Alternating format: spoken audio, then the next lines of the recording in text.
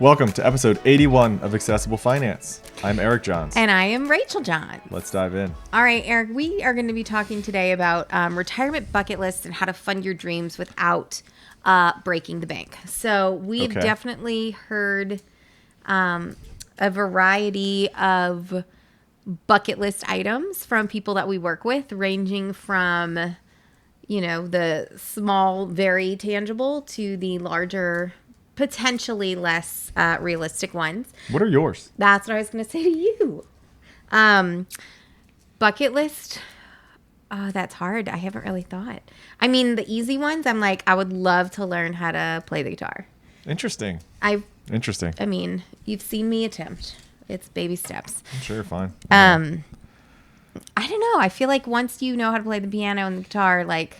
Then you're cool? Then You've won? You've won the musical game? Then you can cover, almost all the songs, right? All right. Like there are songs that I love that playing on the piano just doesn't hit the same. Okay, that's interesting. I didn't know that. I would not have known that, guys. I learned something today. I mean, this is great. This is great. Okay, give me one of yours. I've toyed with the idea. Okay. I definitely want to go hella skiing with the kids, and you, if you will, do it. Oh my God. Okay. All right, and by skiing I mean snowboarding. And then I would like to snowboard at least most major resorts internationally. Yeah, that's the one. That's the one. I think that's there. I absolutely can say that I want to eat omakase sushi dinners in Japan. Yeah. That is a very high on the list. Okay, I can get behind that. All right. Well, you can come then. That's cool. Okay, that'll work. I will come to that. That'll work. Okay, good. Glad we established talked about this the other day. We were talking with the kids, like at the dinner table, and we were just like, okay, what does your perfect day look like? Yeah. Thrillingly, all three of our children gave us things that like we could do tomorrow. That we normally do. Right. Or do like on their yes days or whatever. I'm renting out Universal Studios. That's right. That's good. That's probably I'm renting doable. out Universal Studios. Probably expensive, but it's doable. No, but then they have to build the Harry Potter escape room. Right. Very specific asks. There were definitely some like very expensive asks there, but okay. So let's talk about how retirees can make that happen, huh? Look at me, I'm incredible. I looped it back. Look at you. Yep. So we never want. I mean, you've worked hard your whole life, and so by the time you've made it to retirement, we want your bucket list to be something that is attainable and realistic for you, but enjoyable. We don't want you to feel like you're only getting to learn how to play the guitar. You don't get to do anything else. Okay. So, Eric, what are some of the first steps that one would need to take to make a bucket list dream become financially viable? Quantify the cost. Yeah. We need to know the cost. We need to know the time frame, duration, and that's pretty much it, right? Yeah. Quantify the cost. Tell us when you want to do it, and then we can use a calculator or financial planning software and find out what that funding is going to look like. Sure. And it's also important to know, too, depending upon what it is, there may be times or seasonality or something like that where a dream that may otherwise be slightly out of reach becomes more attainable because you're willing to go in off seasons or you're willing to do some type of like group discount or whatever it is. Right. But I mean, ideally you're going through pricing out your, flights, your hotels, your lessons, your protective gear, the freaking helicopter that you need. Right. All the things. Well, I'm not going in the off season. I can promise you that. Well, okay. Certain things you cannot go in the off season. We did make It does sound like the good things you can't go in the off season. Like, for example, snowboarding, Rachel. Well, okay. So I will say we ended up, side note, we ended up taking a trip this past season, and it turned out the snow hadn't been as plentiful as you may have hoped. And so there was some exposed like areas on the mountain and some slushy snow at the base that I was not able to attend. I mean, I attended the trip, but I was not able to attend on the mountain. But I did hear some stories when you came back. Yeah, it was not amazing. Turns out certain bucket lists are very specific in what needs to go right for it to go right. Okay. So then now that you've priced out all of the things, okay, now let's talk about the creative ways or options that you have to start funding that price tag that you've now got. Sure. So some people like to set up like a separate account and use that as this is my, Disney account. Some people will do it, annually for trips or semi-annually for trips or however they want to, take their trips or save, because it helps them to be, out of sight, out of mind. Right. Tool. They segregate that account so that, they don't think about it when they're spending dollars and looking at their checking account balance. So if that helps, great. It does not do anything from a return aspect, right? From a return standpoint. I don't do that personally, but we don't. But I do think, like, if you're somebody who, if you're going to spend the money based on what's in the account, then absolutely you should do this. I've also seen people essentially have like a dedicated account for that, and then what they'll do is, if they're going and paying for something, they essentially like round up whatever that is and put the balance of whatever that would be into the savings account. Sure, there's like, a bunch of levers you could probably pull there that are more psychological gains, but that's on the margins. But that's fine, right? Like that's still good, right? Even if it subjectively helps you to spend, then it's good for you to implement. And I think what's important here is intentionality. Like having a goal and working towards that goal is the important component. So if it's establishing a separate account, but the idea is you want clarity in your spending such that your spendings match aligning with your values. Yeah. And if we know that this is a very important thing, if you say it's on your bucket list, it's a thing that you want to do, right? And you desperately want to do this in your life, then there might be some, I'm willing to eat out twice a week instead of 3 times a week or 4 times a week. That's where I think the biggest, that could save itself. Just every dining excursion might be $50 to $100 a pop. And we've talked with clients about this. So, we'll sit down and we'll have regular budget conversations with clients and talk about like, okay, let's look at your long-term picture. Let's look at how much you save if you spend X less per month right now. Right. Let's look at how much more you have later. And I think that being able to see that, being able to really feel the impact of that, because like if you say you're spending $100 a month less now, you're like, oh, that couldn't possibly make it makes a huge difference. It absolutely does. And when you see how big of a difference it makes it a lot easier to be like, I don't really need to go out now. Like we can go ahead and cook tonight or whatever it is. Sure. That's a good point. So the sensitivity of any planned success to the sliding bar that is monthly expenditures and then retirement monthly expenditures. I mean, if you think about that, it makes sense, right? Like it's spending every month for the rest of your life. So it's compounding, and it's enabling all of your accounts to compound more, right? Like more of the balances are going to be saved, or you're going to save more early, and then you're going to give it more time to compound before you're ripping it out because you're needing it to subsidize your spending, right? Or to, substantiate your spending. Yeah. So absolutely, it's going to, it's going to make a huge difference. And I think that does help people to spend a little bit less, right? When they gain that clarity of, oh, wow, I'm really, I'm super close. I'm on a razor's edge here. But if I just spent, $500, $1,000 less a month, we're good. And what does that look like? Maybe a couple less dining out options, maybe a few less purchases on Amazon that I know everybody's guilty of these days. For sure. And I mean, that certainly helps us. It's too easy. Buy it now. Yes. It'll be here tomorrow. Let's go. Let's just press it. And it's really easy to not think of the aggregate amount that you're spending, because like with the free shipping, you don't feel like you have to bundle everything you're going to get that month into one, delivery. So you can go ahead and buy like the candy thermometer that you need, and then you can go ahead and buy the shoes that you want, and then you can go ahead and buy. I did see the candy thermometer. What's that for? Yeah. What are we doing with the candy thermometer? They need to know. I did. I really did. Yes, I know. That's why I'm bringing it up. I got the email. Tell me about it. This is fun. We're having fun. Okay. So I like pralines. You don't like them. Oh, no. But that's okay. Hey, we should do. But it's not just that. This summer with the kids, we come up with a theme for every day. And Monday is Make It Monday. And that's when we bake or cook. That's awesome. And so we had a candy thermometer that we've had since college. Because as much as he likes to make it sound like I spend, I don't really spend money unless it's stuff for like the kids. I don't like to go shopping. I'm really bad at it. But I've had this candy thermometer we had since like college.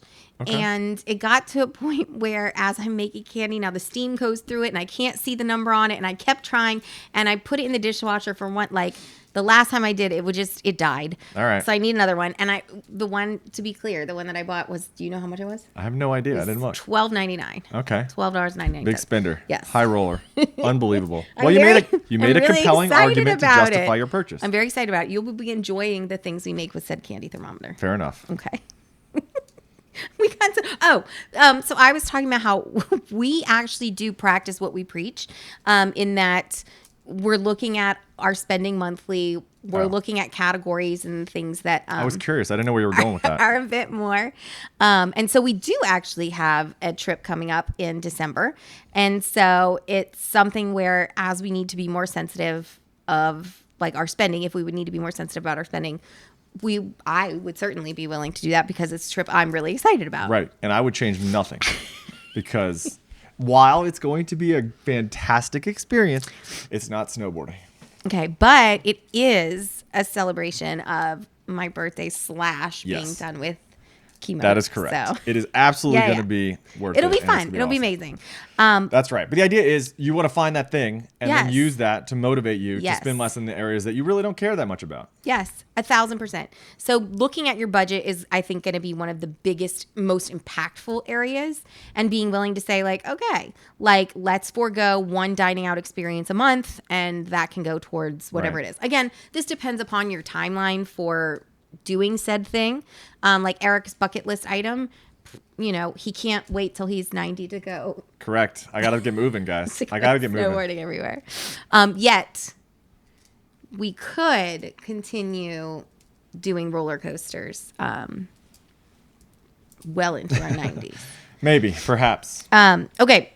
So we talked about dedicated savings accounts that might be a psychological tool that people use, budget reallocations, looking into travel deals or things like that, depending upon where you're going.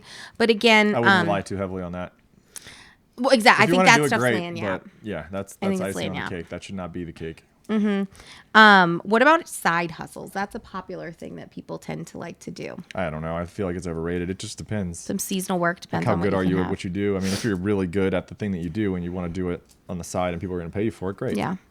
But if you're trying to, you know, like, I don't know. I don't want to disparage side hustles, but it just depends on how lucrative they are, right? It depends on what you might have a really awesome skill and open up an Etsy shop and do really well. We've also seen people doing like garage sales. I would just encourage you to make sure that you have quantified your spending on this endeavor accurately, right? So make sure you're accounting for all of the cost of goods sold, including potentially your time or the opportunity cost of not spending time with your family on the weekend so that you can make, you know, magnets or shirts or whatever you're making.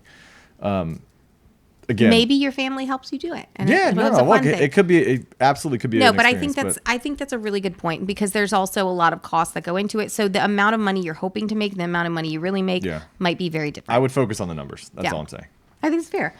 Now, how do we make sure, right? Like, let's say that at the same time you're trying to save up for this bucket list item while maintaining your retirement plan, right? We don't want to forego, like we talked about budget reallocation stuff. There are certain things that we should not be touching in our budget. So what are the things that we need to make sure still remain first and foremost? Yeah, we're not tapping into an emergency fund for this. We're not going to tap into probably not Roth accounts for this. It's really unlikely unless it's a very much later in life thing. It just cannot negatively impact your plan or set it astray in a meaningful or material way, right? And we wouldn't want to see you taking on debt for that either. Absolutely not. Yeah. Absolutely not. That's nonsense. At this point, if we're approaching retirement and we're talking bucket list, we should be largely debt free outside of something like maybe a mortgage. Like it might make sense to take on some debt if your ROI or return on investment is positive there. Like if you're, you know, you have a business, you're taking a business loan, something like that, and you want to personally guarantee it, sure.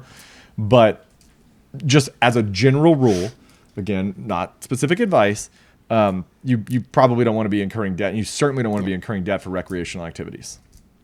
Yeah. Even if they're meaningful recreational activities like snowboarding. For sure. I mean, I would think that there could potentially be, you know, a caveat to that if you just got some type of, terminal diagnosis or Oh, something for has sure. suddenly moved up. Absolutely. Right.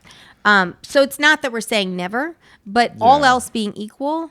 If you have some clarity on your end of plan and that's changed dramatically, then that in my mind, that just changes all of the Everything. numbers. It right? does. It changes all of the math. It does. You should 100% be entitled to spend your money. Yeah. Right. You And probably spend don't enough. need to take on debt. You're probably just having larger withdrawals. Right. But all else being equal, right? You want this to enhance your life and not to detract from it, right? So making your current situation worse to have something, in the future. Not great. No. Not a viable strategy. No.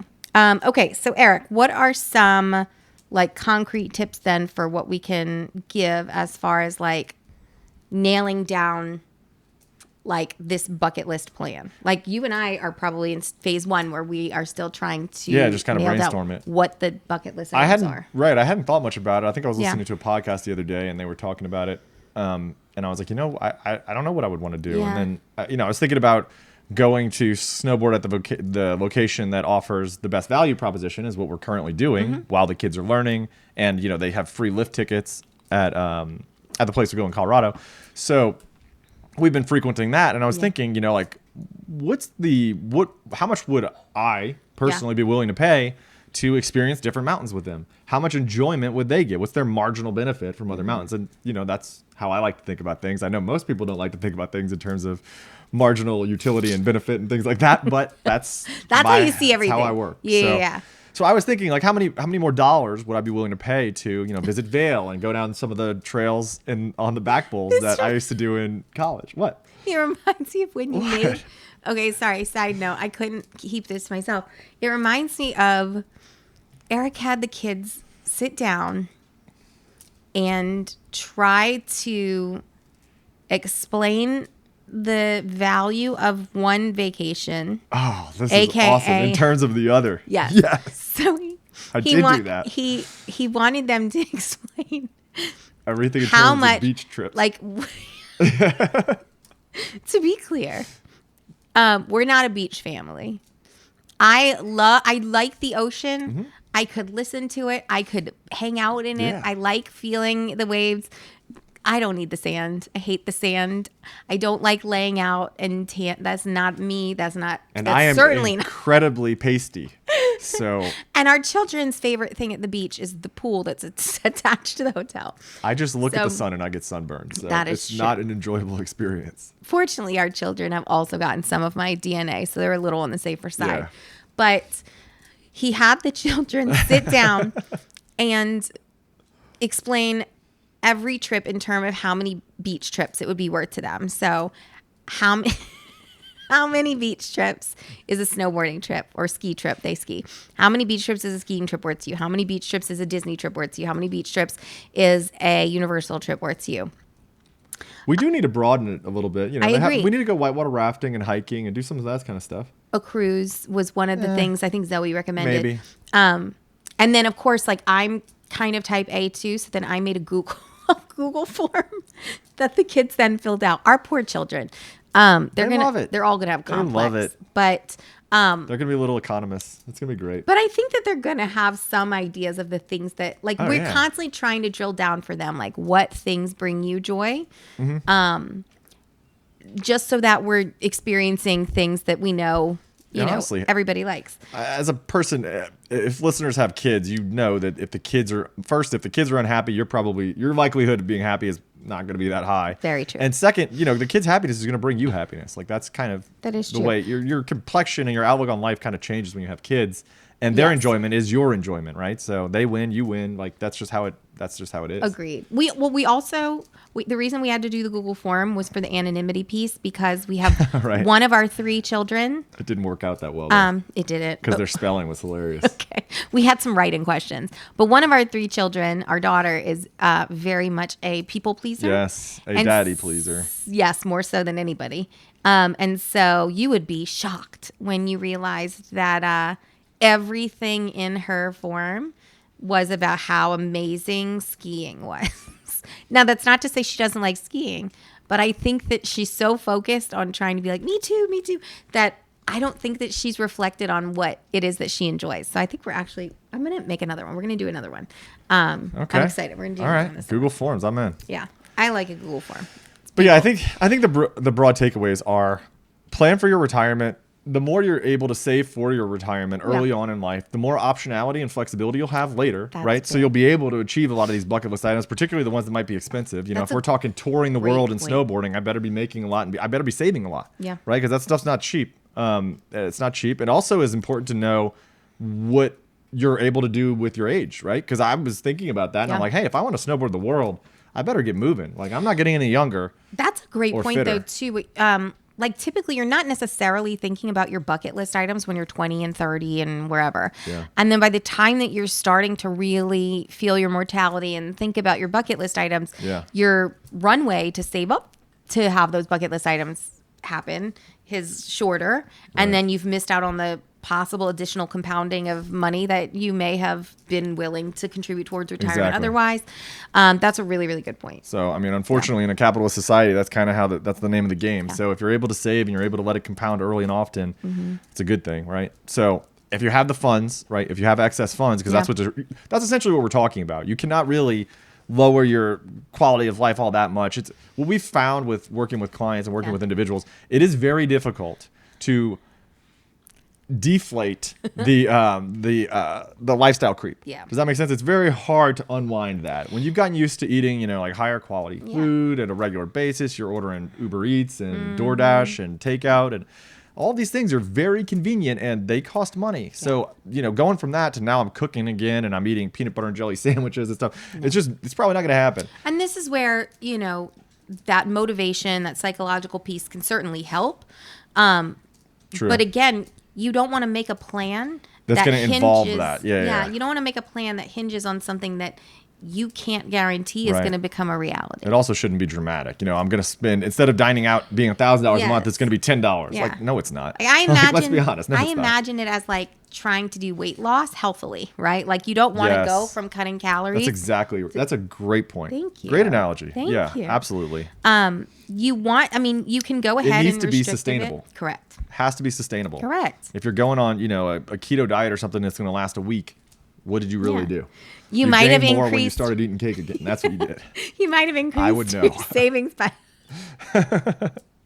We have gone off the rails in this episode. This is fun. This is a good one. I'm excited, guys. You've gotten sick every single time. Yes. Unfortunate. That is so funny.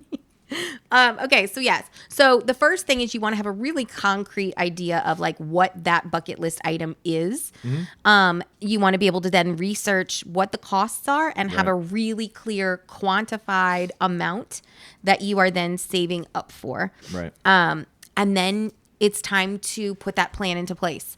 And the reality is that you're probably not doing it next month.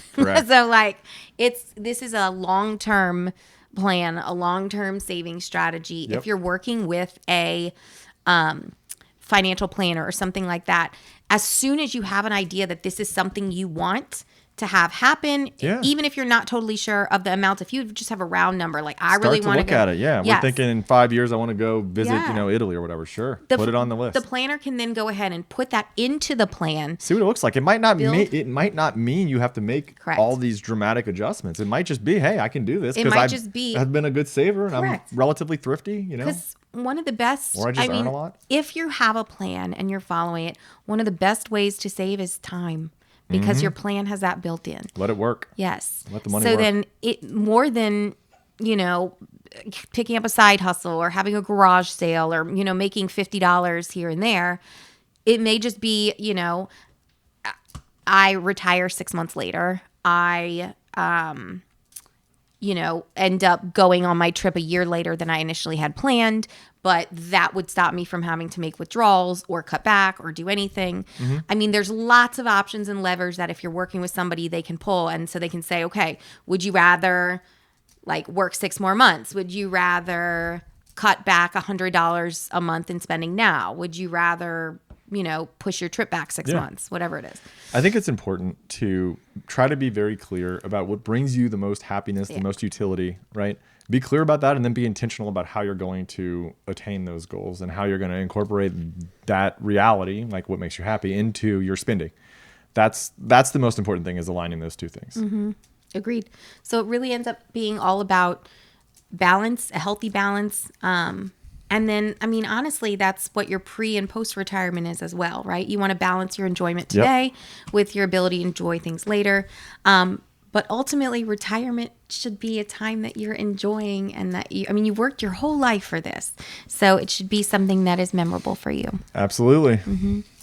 All right. Well, if you enjoyed this episode, have any thoughts, or would like to share your bucket list items with us, because we are open for ideas, you can send that to podcast@equilibriumfp.com. I'm less open to the ideas than Rachel is, but please do share. That's true. I'm interested. We really want to know. I'm intrigued. Also, if there's a certain mountain that you have skied that you really like. Now we're talking. Yes. Then he would really like to know. Has to be open to snowboarding, though. No Alta. Oh, fair. Or Snowbird, whatever one in Utah doesn't allow us. Yes. Very sad. While the kids ski, the two of us do not. Correct. Well, you tried. You did. I'm not good. Let's not talk about that. It's very depressing. That could be a whole episode. Yeah. Nobody wants to hear about that. Might want to see it, though. It's kind of funny. I'm not good. I do have videos. All righty, guys. Okay. Till next time. Thank you.